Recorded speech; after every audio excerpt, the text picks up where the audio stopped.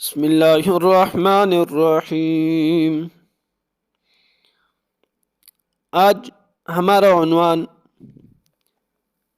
ایک ایسی عورت جو قرآنی آیات سے گفتگو کرنے والی ہے۔ حضرت عبداللہ بن مبارک رحمۃ اللہ علیہ فرماتے ہیں، میں حج کے لیے گھر سے نکلا اور سواد نامی مقام میں ایک راستے پر پہنچا تو وہاں ایک بڑھیا نظر آئی جو اون پہنے اور اون کی اڑنی اڑے ہوئی تھی۔ میں نے کہا السلام علیکم ورحمۃ اللہ وبرکاتہ۔ اس نے جواب میں کہا سلام قولا من رب الرحیم، رحمت والے پروردگار کی طرف سے انہیں سلام کہا جائے گا۔ میں نے پوچھا اللہ تجھ پر رحم کرے، اس جگہ کیا کر رہی ہو؟ جواب دیا من یضلل اللہ فلا ہادی لہ، جس کو اللہ گمراہ کر دے اس کو کوئی ہدایت نہیں دے سکتا۔ میں سمجھ گیا کہ وہ راستہ گم کر بیٹھی ہے۔ پھر میں نے پوچھا کہاں جانے کا ارادہ ہے؟ جواب دیا سبحان الذی اسری بعبدہ لیلا من المسجد الحرام الی المسجد الاقصی،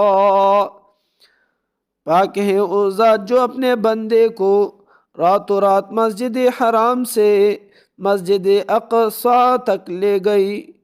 مجھے معلوم ہو گیا کہ وہ حج سے فارغ ہو چکی ہے اور اب بیت المقدس جانے کا ارادہ رکھتی ہے۔ پھر میں نے پوچھا کتنے عرصے سے یہاں ہو؟ اس نے کہا 3 لیال سویا، 3 راتوں سے۔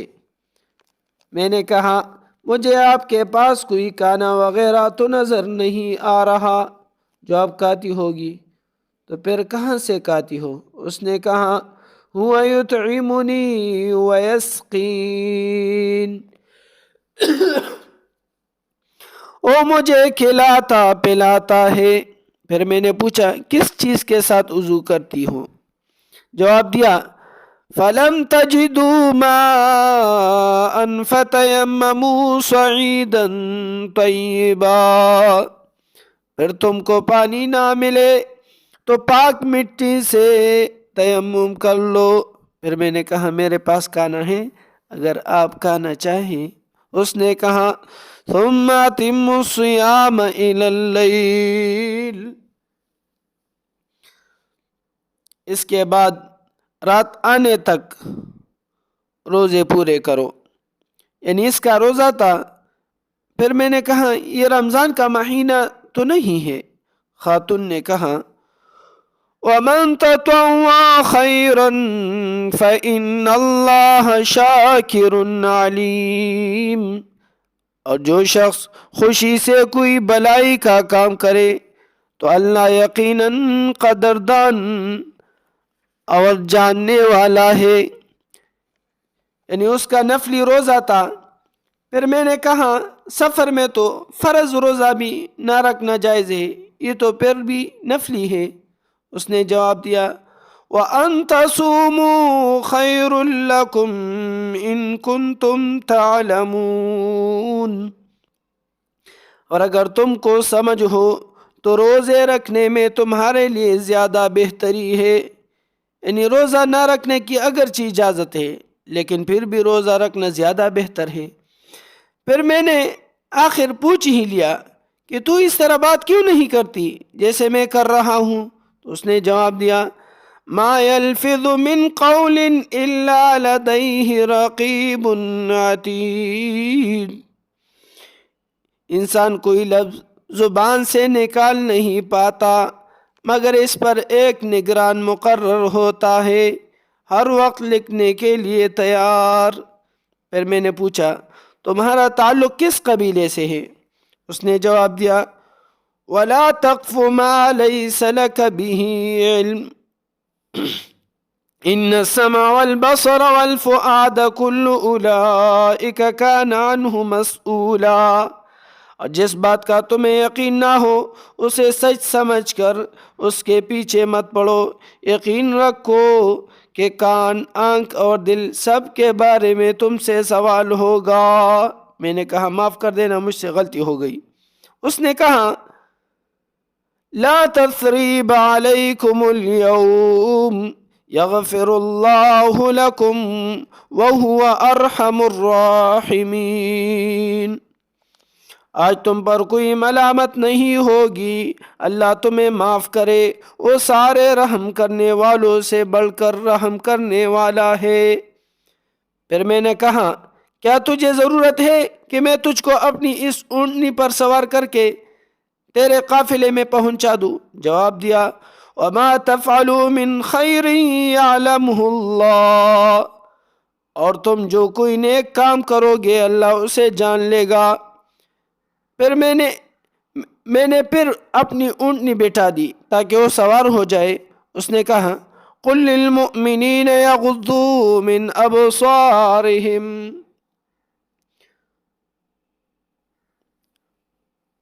مومن مردوں سے کہہ دو کہ وہ اپنی نگاہیں نیچے رکھے۔ میں نے اپنی نگاہیں پس کر لی اور اس کو کہا سوار ہو جائیے، لیکن جب وہ سوار ہونے لگی تو اونٹنی بدک گئی اور اس کی اونٹنی کی جاوے سے الجھ کر پلٹ گئی۔ میں نے اس پر اظہار افسوس کیا تو کہنے لگی وما اصابکم من مصیبت فبما کسبت ایدیکم ویعفو عن کثیر، اور تمہیں جو کوئی مصیبت پہنچتی ہے وہ تمہارے اپنے ہاتھوں کیے ہوئے کاموں کی وجہ سے پہنچتی ہے، اور بہت سے کاموں سے تو وہ درگزر ہی کرتا ہے، یعنی اس میں تمہارا کوئی قصور نہیں، یہ میرے ہی اعمال کا نتیجہ ہے۔ میں نے کہا ذرا صبر کرو، میں اس کی ٹانگیں باندھ دیتا ہوں تاکہ تم آسانی سے سوار ہو سکو۔ تو اس نے کہا فَفَهَّمْنَاهَا سُلَيْمَانَ، چنانچہ اس فیصلے کی سمجھ ہم نے سلیمان کو دے دی، یعنی اس کے پاؤں باندھو، اس طرح ٹھیک ہے۔ پھر میں نے اونٹنے کے پاؤں باندھ دی اور اس سے کہا سوار ہو جائیے۔ جب وہ بڑھیا سوار ہو گئی تو کہا سبحان الذی سخر لنا هذا وما كنا له مقرنین وإنا إلی ربنا لمنقلبون، پاک ہے وہ ذات جس نے اس سواری کو ہمارے بس میں دے دیا، ورنہ ہم میں یہ طاقت نہیں تھی کہ اس کو قابو میں لا سکتے، اور بے شک ہم اپنے پروردگار کی طرف لوٹ کر جانے والے ہیں۔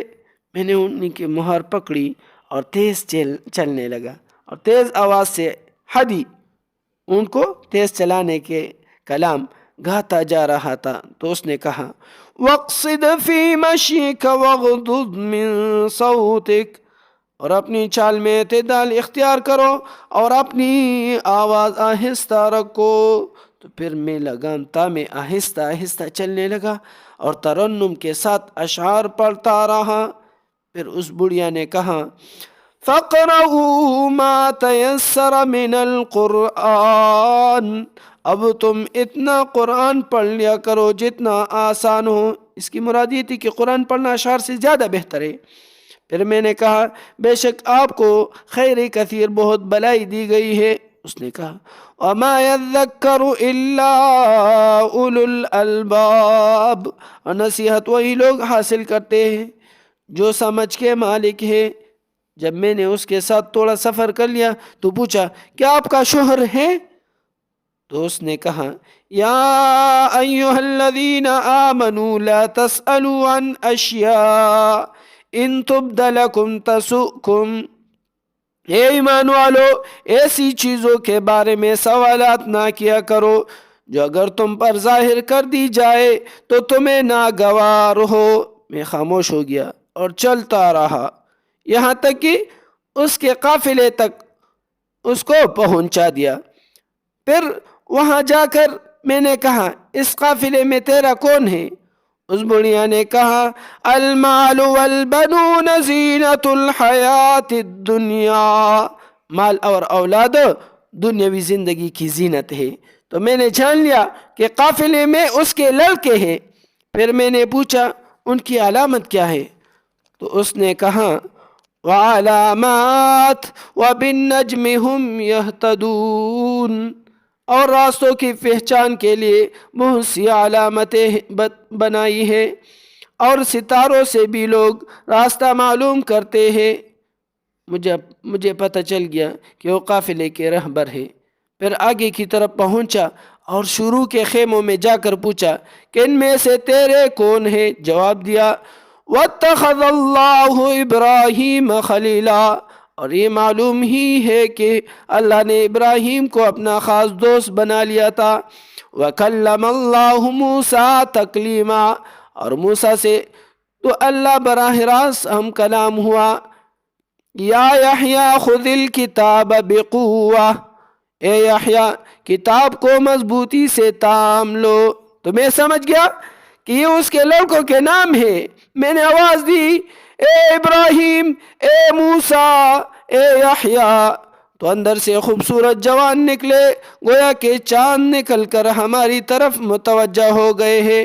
جب ہم اطمینان سے بیٹھ گئے تو خاتون نے کہا فَبَعَثُوا أَحَدَكُمْ بِوَرِقِكُمْ هَذِهِ إِلَى الْمَدِينَةِ فَلْيَنظُرْ أَيُّهَا أَزْكَىٰ طَعَامًا فَلْيَأْتِكُمْ بِرِزْقٍ مِّنْهُ، اب اپنے میں سے کسی کو چاندی کا یہ سکہ دے کر شہر کی طرف بھیجو، وہ جا کر دیکھ بھال کرے کہ اس کے کون سے علاقے میں زیادہ پاکیزہ کھانا مل سکتا ہے، پھر تمہارے پاس وہاں سے کچھ کھانے کو لے آئے۔ ان لڑکوں میں سے ایک اٹھا اور کھانا خرید کر لایا۔ پھر انہوں نے کھانا میرے آگے رکھ دیا تو بڑھیا نے کہا کُلُوا وَاشْرَبُوا هَنِيئًا بِمَا أَسْلَفْتُمْ فِي الْأَيَّامِ الْخَالِيَةِ، اپنے ان اعمال کے صلے میں مزے سے کھاؤ پیو جو تم نے گزرے ہوئے دنوں میں کیے تھے۔